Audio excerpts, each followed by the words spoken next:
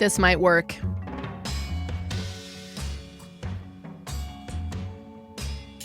I present to you the strange and mysterious history of the Ouija board. Once upon a time, I was born. I know. Then I grew into a child who was very weird on all accounts. I made goofy faces. I made goofy voices. I was always somehow approximately missing 2 teeth. And I always had a fascination with slightly macabre stuff. Although I shouldn't really say always. For as long as I can remember, once the concepts were introduced to me, the darker, more mysterious sides of life, they were fascinating to me. Anyways, we moved when I was around 8 years old, and I lived in a house that was sandwiched between a mortuary and a cemetery. So I started to learn of concepts like tarot and alchemy and goth music and shit, and I for sure loved horror movies about all these kinds of things. Enter the movie OUIJA Board. Somebody mentioned it in chat a bit ago.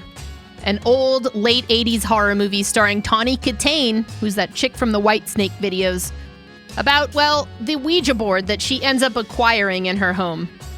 I remember seeing that and the movie The Craft and a few others, and I remember going to a slumber party with some of my friends in junior high. We'd somehow acquired a Ouija board, this particular slumber party, and it had intended to fuck around with it, except everybody fell asleep before we did, except me. I was always that girl who could never fall asleep at a slumber party, and I usually stayed up watching TV or playing video games.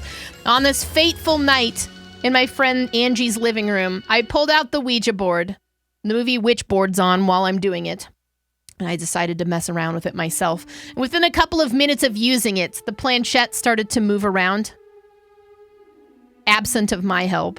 And I threw that entire motherfucker across the room, and I dove into my sleeping bag.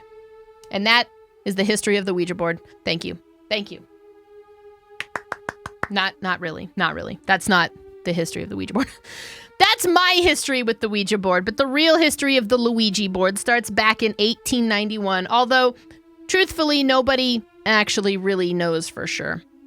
Documented evidence suggests that back in 1891, advertisements appeared for the wonderful talking board, otherwise known as the Ouija, from out of a Pittsburgh-based toy shop. The Ouija was described as a magical device that answered questions, while other advertisements that later began to appear boasted similar accolades, promising a link between the known and the unknown, the material and the immaterial. Of course, these are all ads and marketing for a board game, so naturally, they're out to align themselves with the mystical forces to sell things. It's very taboo. Taboo sells. Also, Taboo is a board game, but that's beside the point. The roots of the Ouija board were ushered in during the late 1800s, riding the coattails of American 19th century's inherent obsession with spiritualism. Real-life characters that you might equate to being something out of a scene from Red Dead Redemption 2 were obsessed with communicating with the dead spirits of ancestors past, holding seances and other sorts of parties with mixed chicanery in hopes that they could reach out to the dead. Not only that, it was just a risque thing to do in the face of their Christian faith. Like sex, with the same kind of innocent danger they felt. And it was during this period that the creators of the Ouija board stepped in to capitalize on what felt like a growing trend and a demand for facilitated need. The Ouija board, a communication device to straddle the realms. The name is rumored to have come from the sister-in-law of a local attorney and central investor in the company, who coined the made-up word, saying that it meant good luck. When it came down to getting a patent for their newly created communication device, the founders hit a bit of a brick wall, and they were presented with an unorthodox challenge. The patent officer demanded proof that the Ouija board would actually work by accurately spelling out his name. Supposedly, the patent officer's name was not known to either of the creators of the Ouija board, but that didn't seem to stop the powerfully supernatural board from producing the correct response, and thus, a visibly shaken patent officer approved the Ouija board. While no explanation as to how it works was provided, the assurance that it did, in fact, work was apparent to that patent officer. So, skipping all this boring shit, how exactly did the Ouija board get so aligned with the ideas that it would open a portal to hell? Because that's A lot of people assume that. And again, no one really knows. The Ouija's comeuppance during multiple timelines of both light and dark. I mean, the thing,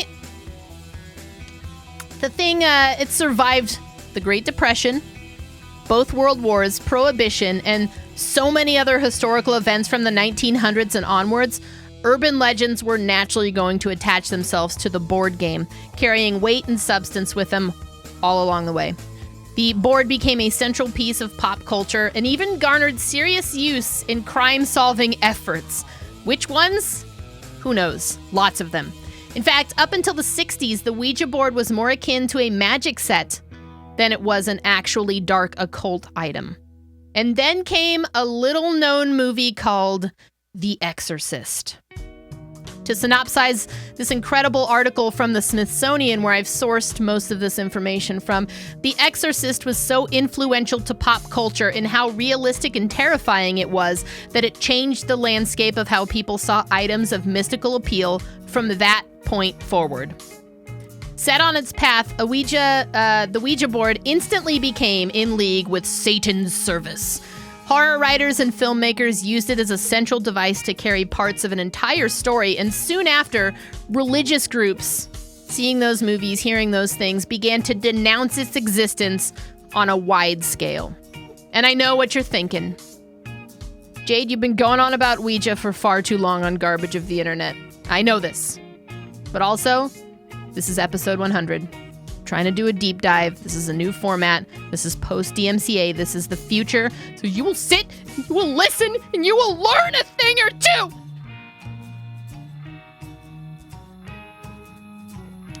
So anyways, you might also be thinking, Jade, all the shit that you're saying is a duh statement. How the fuck does Ouija board actually work? I got you there too. Obviously, they're not powered by demons or spirits. I'm sorry, Shadow Raptor. The truth about the Ouija board is simple, and it's another duh statement. We power the Ouija, even when we think we don't. Ouija board and the concept of it actually runs on something called the idiometer effect, also known as the idiometer reflex or the idiometer response. It's a psychological phenomenon wherein a subject makes motions unconsciously. To try to draw a similar parallel, think about having to sneeze. Now think about the idea of having like an itchy nose. In some ways, merely mentioning that for some of you might have made you guys scratch your face, fidget with your nostrils, something like that.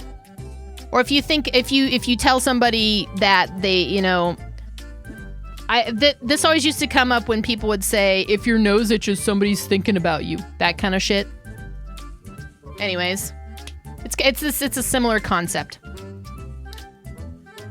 It's a similar motor response. It's often used in hypnosis, the central idea being that it taps into an idea and it tries to make an immediate association to a muscular action from that point on.